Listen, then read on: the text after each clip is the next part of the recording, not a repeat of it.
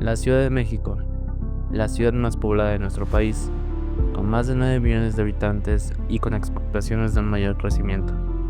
Saturando cada vez más la ciudad, la necesidad y la demanda de viviendas ha ido aumentando consigo, lo que ha propiciado la construcción de espacios que cumplan esas necesidades de los ciudadanos. Jean-Claude Van Damme en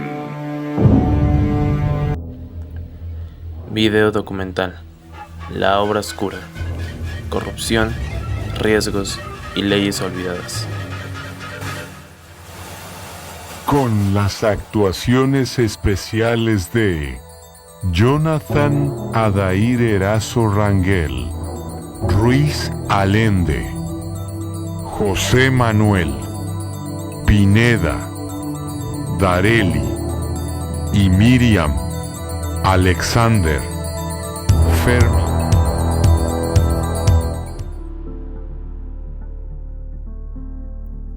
En el corazón de la colonia Narvarte Poniente, en la alcaldía Benito Juárez, se erige un desarrollo inmobiliario en Avenida Cuauhtémoc número 1000. A simple vista, un moderno conjunto habitacional que promete comodidad y estilo de vida contemporáneo. Sin embargo, detrás de esta fachada se ocultan serias irregularidades que han encendido las alarmas de las autoridades y ciudadanos. La Procuraduría Ambiental y del Ordenamiento Territorial, PAOT, ha documentado en este predio se derribaron 23 árboles, sin contar con la autorización correspondiente en materia del impacto ambiental. Además, se detectaron discrepancias significativas entre la manifestación de construcción registrada y lo que realmente se está edificando. Mientras que el permiso oficial contemplaba la construcción de 89 viviendas en 8 niveles, más planta baja y 6 sótanos, la publicidad del proyecto promueve 12 niveles y 129 departamentos, excediendo lo autorizado. Estas acciones no solo transgreden las normativas de desarrollo urbano y medio ambiente, sino que también ponen en entredicho la ética profesional de los responsables de obra.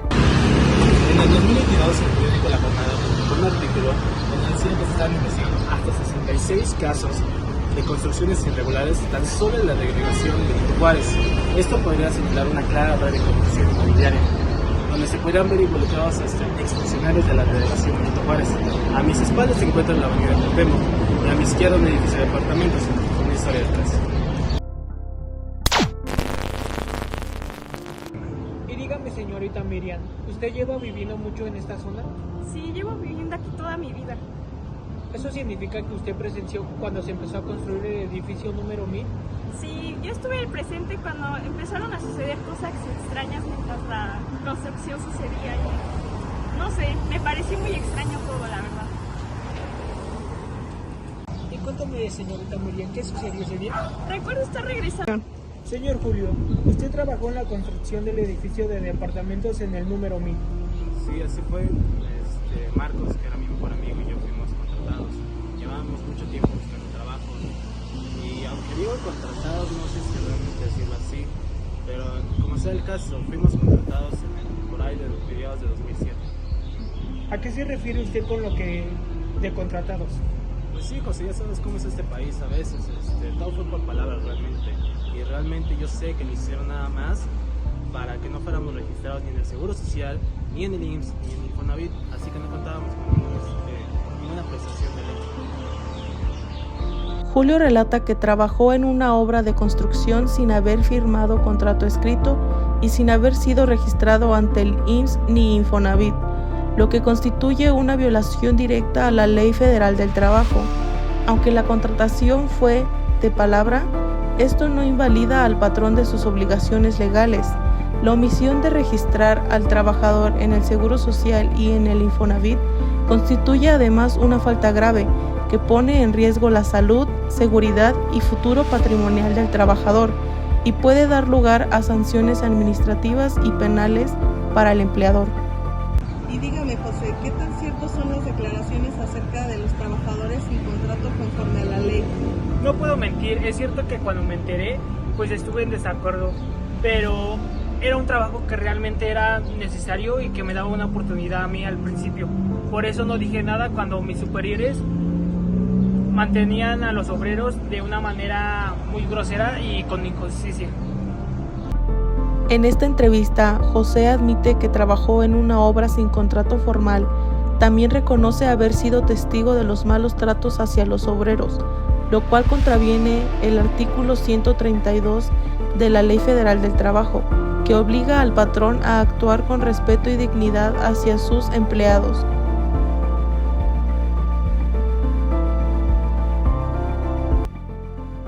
Una de las cosas que más me molestaba era el tráfico que generaban aquí mientras construían. Así fue por bastante tiempo, pero... Miriam fue afectada como vecina del lugar en donde se llevó a cabo la construcción, ya que es de conocimiento general que los espacios, rutas y vialidades públicas o de uso común no pueden obstruirse. No hubo notificación del uso de maquinaria pesada, explosivos, etc. Omisión de medidas de prevención contra derrumbes, caída de objetos y o polvos tóxicos. Las vibraciones consternaban a los vecinos, ya que la zona es altamente sísmica. Además, la colindancia con otros edificios es considerablemente escasa, por lo que los vecinos temían por su seguridad. En la zona no está permitido el uso de suelo y niveles que posee este edificio. ¿Qué podría decirme acerca del problema de tráfico que fue generado por el proyecto? Pues se manejó de manera errónea, de hecho hubo problemas en la planeación, debió de ser reportado por el DRO, pero al final de cuentas no lo hizo. Así que usted fue la DRO encargada de la obra. ¿Qué tanta verdad hay en estas declaraciones? Eso es completamente falso. Llevo múltiples años siendo DRO. Créame que sé cuál es mi trabajo. Ese reporte fue hecho de la manera correcta. La situación descrita por Darili indica que la obra no cumplió con una adecuada gestión de permisos ni con las restricciones de horarios para uso de maquinaria, generando congestión indebida y afectando el derecho a la movilidad eficiente de los ciudadanos. Esto vulnera principios establecidos por la Ley de Movilidad de la Ciudad de México. Acción. Desde inicios de la construcción pude darme cuenta casualmente mirando por mi ventana cómo derribaban árboles.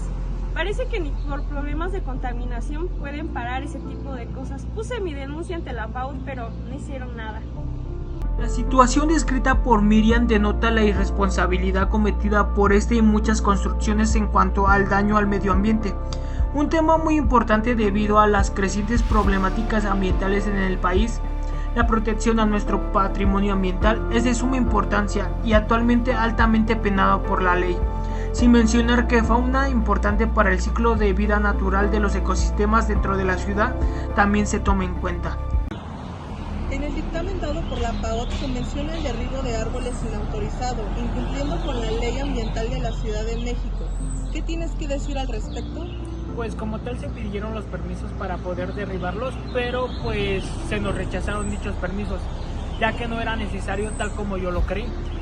Pero pues mis superiores decidieron pasarse eso de largo y pues hacer lo que quisieran al final de cuentas. José admitió que se derribaron árboles sin autorización, pese a que las autoridades y la PAOT negaron el permiso.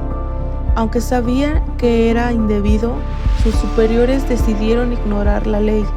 Esto constituye un daño ambiental conforme a la Ley Federal de Responsabilidad Ambiental, artículo 28, obligando a reparar o compensar el daño y exponiendo a los responsables a sanciones legales. Una de las mayores controversias acerca del proyecto fue acerca de la zonificación y especialmente los niveles establecidos en la memoria, ya que al final de cuentas se terminaron construyendo 4 niveles más del establecido. ¿Qué tiene que decir al respecto? Ya que eso es su responsabilidad.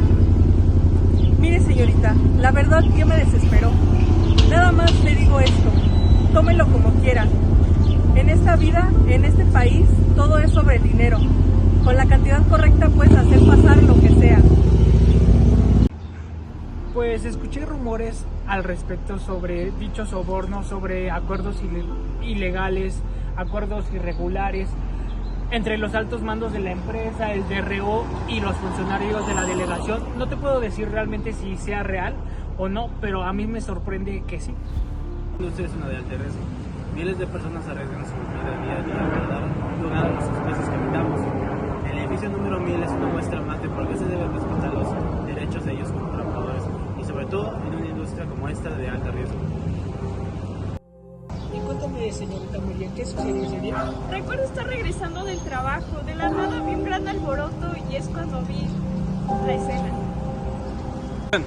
Fue el peor error de mi vida, literal, o sea, pude hacer tal vez algo para evitarlo, pude hacer algo para que nada de eso pasara, pero al final de cuentas no hice nada y la empresa me utilizó para deslindarse de todo problema. Quiso echarme a mí la culpa y al final de cuentas a mí me terminó costando todo, trabajo, reputación, carrera, realmente me quedé sin nada. Y cuéntame, Julio, ¿qué sucedió ese día? Marcos, que es mi mejor amigo, como era, estábamos trabajando en los servicios finales con un andamio. Teníamos nuestro escaso equipo con coordinar y además como en la producción. Yo tuve que ir al baño y cuando regresé escuché un ruido muy fuerte. Pensaba que el edificio estaba muy abajo, no sé, y es cuando llego al piso final donde veo el andamio que está fallando. Y al parecer el arnés de Marcos falló, era de mala calidad y simplemente se rompió. Marcos cayó de una distancia de más de 20 metros de altura y murió. Es una imagen que nunca olvidaré. Debido a la falla de un arnés de seguridad de mala calidad y a un andamio de mal estado, Marcos cayó de más de 20 metros de altura para después morir. La empresa no proporcionó el equipo adecuado ni garantizó condiciones mínimas de seguridad. Este trágico incidente evidencia un grave incumplimiento de la normativa de seguridad del trabajo, en particular en el sector de la construcción, donde los riesgos son elevados y la protección de los trabajadores es legalmente obligatoria.